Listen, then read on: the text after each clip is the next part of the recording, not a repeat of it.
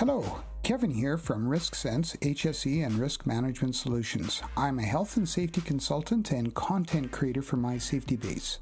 In this video, I'm going to provide you with an overview of how data is created and added in MySafetyBase.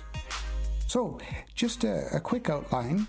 Once done, the user will have a good idea on how to add different data to the different input fields. They'll have a better understanding of the embedded modules within the data fields and data modules within MySafetyBase, and of course how to use advanced fields such as the rich text field. So let's jump in. I've brought up a browser window already, and I've logged in as Bart Simmons. Bart is, as I've said before, a typical user of MySafetyBase. He's not a power user. He's a carpenter with the facilities section, and so he just has what would be his typical access to MySafetyBase.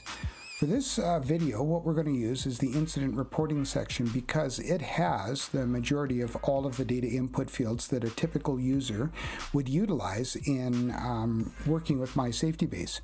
I just want to take a brief moment to remind all of the viewers about the help window within MySafetyBase. Fairly simple. When a user comes to MySafetyBase, they can click on and log on, and they'll have within every module a link at the top that'll lead them to the specific help file that they'll need.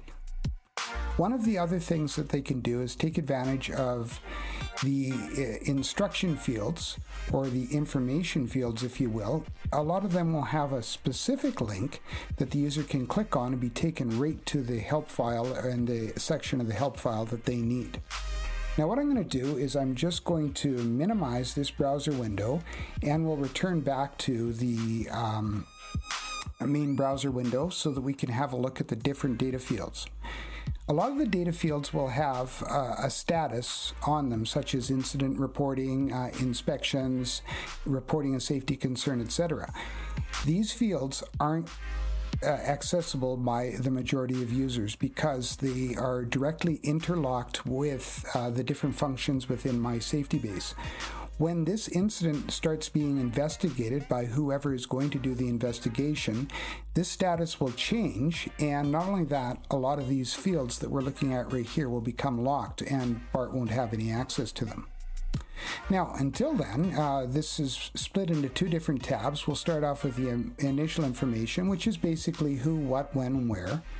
So, incident date, fairly simple, and I realize that they date back quite a ways, but this allows the user to enter incidents that may have occurred in the past and they haven't had a chance to report them yet. What I will do is report for today, and it being July 6th, another way I can do it is just use the calendar picker here, which is often a lot easier, and just select the date that I want.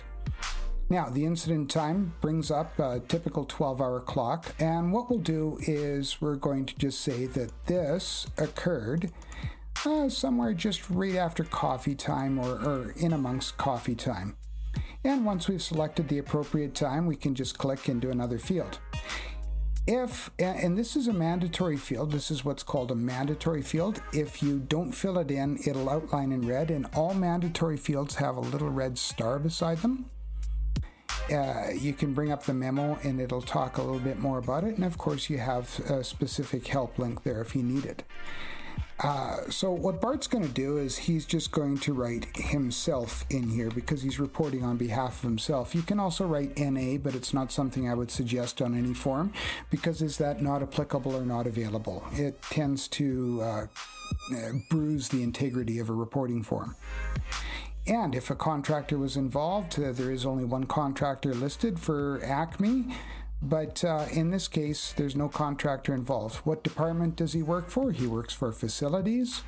This will narrow down the supervisor, which is this person, and their email address will come up right away.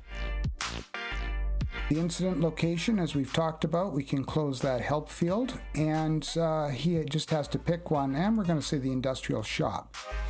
And it's going to have happened in the coffee room or lunchroom. Even accidents that occur on breaks should be reported. So what we're going to note now is all of the technical information, the meat and potatoes of the incident and how it concerned, and what did it result in right off the bat. Was it a close call? Not in this case. Was there environmental impact? No. Was there fatality? But there was injury or illness. We can also look in to see if there's any more if he wants to click uncertain.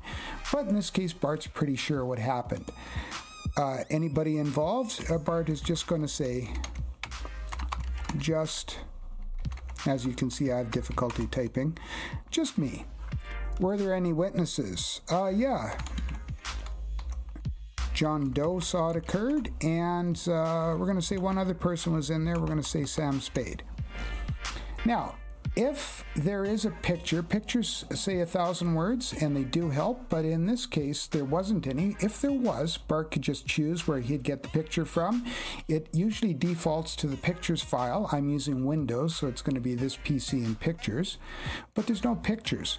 So what we're going to do is now scroll down to if there was any tools or machinery involved. I see that we've reported on a coffee pot before, but we're going to put shelves and the cupboard. And we're going to say box of coffee cans. The incident response was Bart admitted to hospital, transported, evacuation, fire department. He went to first aid. And what he's going to do now is he's going to tell a story in his words.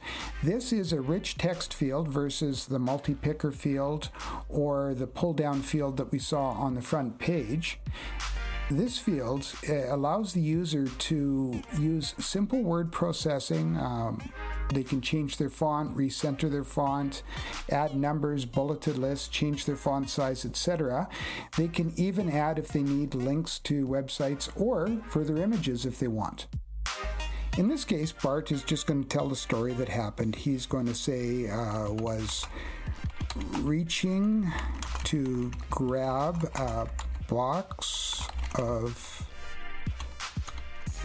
coffee, and the box fell and hit me in the eye, just above my eye, and caused a small cut. And there we go. That's it for Bart filling out an incident report. He's going to click it and save it. And it'll just take a minute for the system. And now we have, there's the incident with Bart. At any time, if he remembers, oh, I've thought of something else, he can go back, add it. And as long as this is open, he can add to any of the fields or change the fields. It will be logged in the audit section. As you'll see when we open it now, there's incident corrective actions, incident investigations, incident injury. So Bart could go in if he wanted, and he could fill this out based on today's incident, and he can say that the injured was Bart Simmons, his supervisor, and he can have a choice to pick from there the supervisor's email, and it's no mail, the injury type, and he has a bunch of different ones to pick from here. And although it might be, he might say eye injury, in this case it wasn't. He's going to have to pick through, and let's see, do we have one for a cut here? Cut, laceration, there we go. Injured part, head. And he's going to say it was his right eye, and he's going to say injury to my right eye, went to see first aid. Wasn't dizzy, and like most employees, he will not think it's a big deal. But Sig told me to go. And as with most reports within MySafetyBase, there's an admin section that Bart can't do anything with, and that's in case the record has to be altered or changed. There can be an admin note, and once again, that alteration or change is going to be noted in the audit section of MySafetyBase. Bart will save this, and this pretty much completes his incident report. At any time, he can just click on MySafetyBase, go back to the front page, and check out other things. As you can see, his most recent incident report status is right here. Every time Bart opens, he will see this and note if it's changed or anything. And Bart, being smart, will sign out and log out of MySafetyBase. So this brings us to a close of data addition. It's also a quick instruction of how to submit an incident report within MySafetyBase.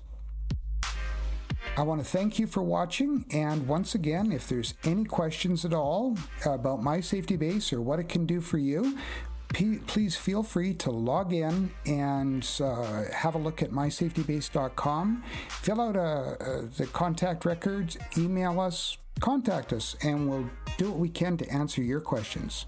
Thank you, and take care.